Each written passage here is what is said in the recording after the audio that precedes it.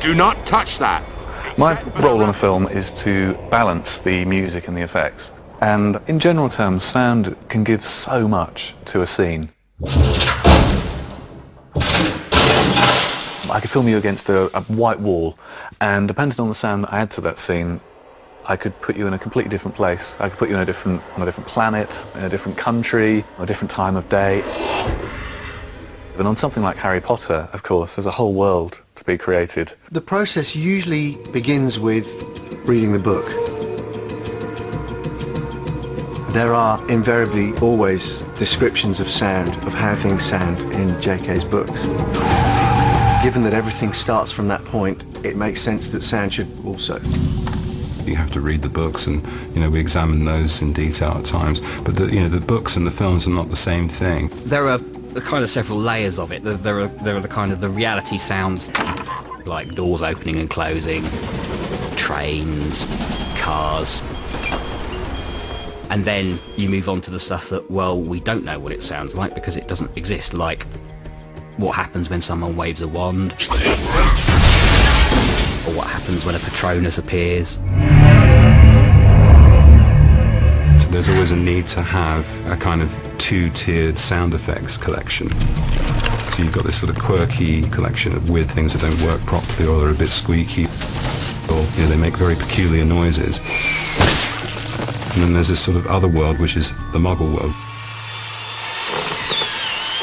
which is what everybody hears. We're not in Hogwarts or the world of magic, we're in a studio in Watford. So you have to recreate using layers of sound the creative image that the director is trying to get across in the film.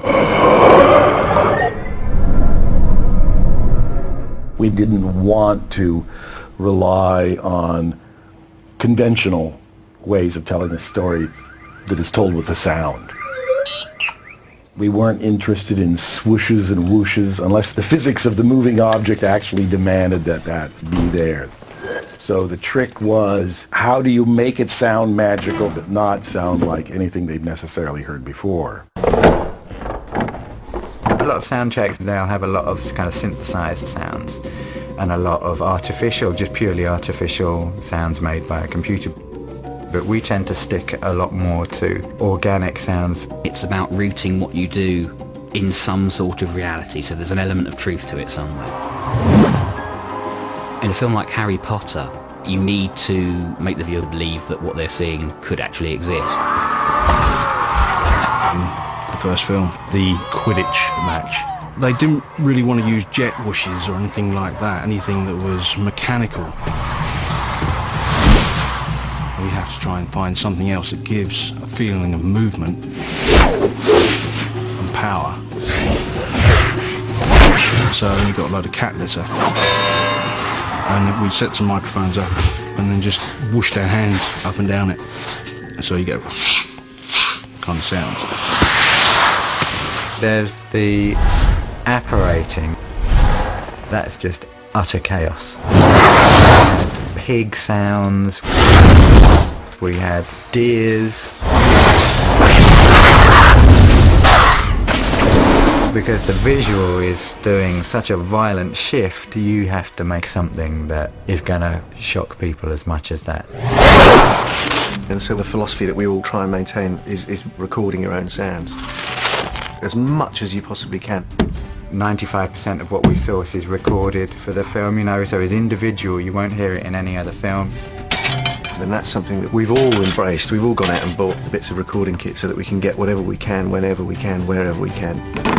Go and record it, put it into the scene. And then you've got ingredients that are fresh, original, they're never been used on another movie. And I think all my holidays have been ruined by me going out and recording strange insects, dogs, animals, bikes, cars, anything that's different, interesting, new, fresh. I have to go and record it. Quite often with Voldemort we crept in low end and whispering and things like that well before you actually saw him. And you start hearing this sort of parcel tongue, and it sets the scene immediately. You could hear a sort of hissing, kind of echoing sound. And it just really, really sort of pulled you in. The sounds of the space quite often do a good job of giving you a sense of the character's personality. Mrs. Umbridge comes in with plates with kittens all over them. Good evening, Mr. Potter. When everything was in order and she was happy, they were purring away and there was lovely sounds. And when things got slightly uneasy, the sounds of the kittens would change. And it was subtle, but it made a difference to her environment. The first time the Dementors appear is in HP3. And they always preceded their arrival by ice or freezing. When the Dementors show up and the ground freezes, what I ended up doing was taking old school ice cube trays and recorded them opening with a lever. And it makes this very, very peculiar, subtle little sound. So, making things freeze creates a mood and an atmosphere. Atmospheres sometimes on films don't tend to go a lot further than just air and wind. But on Potter's, atmospheres there play an enormous part in creating the world.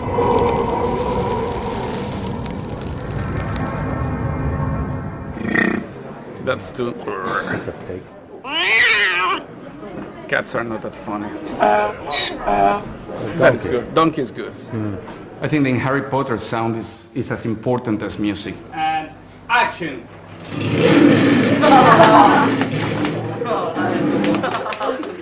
We tried to keep a lot of scenes without music, meaning that everything would rely in the source sounds.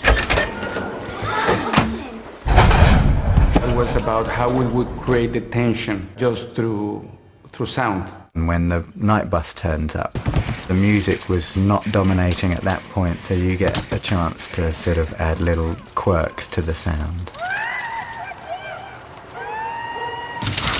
That scene is a very small and sort of unassuming scene in many ways, but right away its possibilities were obvious. You hear the buzzing of the halogen street lamps. There's a little consistent a breeze, maybe distant traffic. So Harry's very isolated, he's alone, it feels cold, and it's sound that does all of that. The squeaks and the roundabouts are all kind of slightly creepy fairground sounds, It was all about suspense, making the audience wonder what was happening, was Voldemort there or not. And then you have this bubbly, fun vehicle coming in.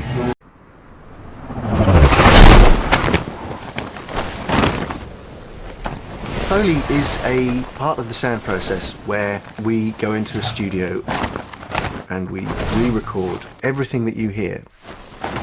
We cover every sound effect, ranging from footsteps, cloth flapping, dragon's wings, everything that happens in a film we'll try and copy within a Foley stage. Putting a wand down, standing up out of a chair, sitting down in a chair, holding hands. We create an additional soundtrack to go with the original sound and to go with the sound that editors have created, sound designers have created, so that they have a whole arsenal of sound, basically, to work with for the final mix. Everything you could imagine that you would need for a movie is probably in this room. Bicycles, bird cages, bits of wood, swords, axes, bags full of different kinds of cloths and jackets, pots, pans, metal boxes, wooden boxes, suitcases. I mean, everything you could possibly want. This, for instance, a piece of multi-cable, was from the giant spider, and we use this to add to the hairs on his legs, because it's got such a lovely creaking kind of hairy noise to it. It looks like a small piece of plastic plant, but when it's very close to the microphone and twiddled, it sounds like a million small spiders climbing over things. This is just a combination of various different things. You might find outside the Weasley's house a pile of wood or something like that. Over here we've got a great big rock pit that came in handy for the dragon pit. This is snow. So we make it up with industrial salt. It's a very fine salt, and a rough salt, which gives it a really nice crunch underfoot. So that sounds like nice deep snow. And if you wanted to add, do you know the squeaky, crunchy element of snow that people identify with snow? We use corn flour in a pillowcase here. And if you just give it a little squeeze with your toe. So here we go, I'll do Harry. There's a slight hill that he's coming down, and so he's walking quite quickly and he's plodding. So what I do is pick that up in the way I walk. I'll add a little bit of Harry's character to the way I walk. It does sound more dynamic and slightly more organic if I'm feeling what Harry's feeling at the time. It sounds over dramatic to say it that way, but I think it does help. I'm going to do Hermione now. And although, again, we're still in snow and they're wearing very similar shoes, just as a character change, I'll change my shoes into something a little bit lighter and make her a little bit lighter in the snow, so she sounds different to Harry. I love the Harry Potter movies. They're all completely different and they all bring something really exciting as a Foley artist for me to work on. I can be a dragon one day and Harry Potter just shuffling along a corridor another day. And neither of them might get used, but for me I still get to do it, so it's great fun. Spade. Take to 1450, take 3. I'm recording the sound, whatever happens in front of the camera, dialogue mostly. We have to sort of elicit the cooperation of all the different departments. Start off with costume, looking at the fabrics, making sure they don't rustle, making sure they've got places to hide radio mics. If their shoes are clumpy on the floor, for example, the scene in the courtroom, the floor is the wrong sound because it's wood, but it's supposed to be marble, so we have to try and eliminate the sound of the footsteps so that we can add the sound of footsteps on marble later on to kind of make the reality of the Potter world. Cornelius, I implore you to see reason. As with all stories, you want to hear what people are saying. Do you like that, Hermione? It's a lovely colour on you there. So understanding people and being very clear about the narrative through complex scenes is a quite difficult path to tread. Yeah, we have a lot of noise to contend with, special effects, noisy cameras, lighting, all the usual stuff you'd get on a film set. Background action! Ron seems to be enjoying himself. Apparently it's his lucky day. It's a hard job, especially on a Harry Potter set, because there's usually so much going on. It's really hard to make sure that you get a clear reading of the lines. Father and I are in the minister's box. Don't boast, Draco. And if you don't get a clear reading of the lines, you end up having to redo it in a studio later on. I'm going to run you in from where we started the last loop, so you keep the kind of continuity of it, all right? ADR stands for Automated Dialogue Replacement. It's something that 99.9% of directors loathe, because what they get on the performance when they're shooting is what they want, when they go back in and re-record the actor to deliver that line with the same passion and same conviction. It's very difficult. Is the wipe in the right place for you, Dan? You seem to be going in a bit early. The Harry Potter cast are very good at it. They've had to do it from a very early age. So we're going to get a little shot of just quite exactly what bit we're doing. That's the bit we need. Right. We do some strange things with them. If there's any fighting going on or running along, we'll have to recreate that in the theatre. I'm going to need you to sound pretty out of breath. Right. They run on the spot and then they get a bit out of breath and then they go into the lines and they do it like that. On Goblet of Fire, that was a particular challenge because it was such a big film. There's so much action in it. Let's go!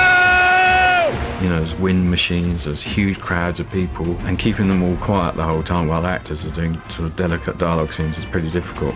We must have done 70% ADR, which is a lot of ADR for a film. There was underwater scenes. Quite often you can do that with any number of the sound crew will just go, okay, I'll stick my head in the bath and record something. But Dan Radcliffe was right up for it. He said, no, I'll do it. They got sort of a plastic crate and filled it up with water, and then they had an underwater microphone in there, and I stuck my head in and said the line. I had to say something like, but she's my friend too, and with a mouthful of water. It wasn't actually as hard as it looked. It was just a kind of very odd thing to have to do. I've worked with a lot of actors who say, no, get somebody else to do it. But he comes in and he's just jumped straight into it. But she's my friend too.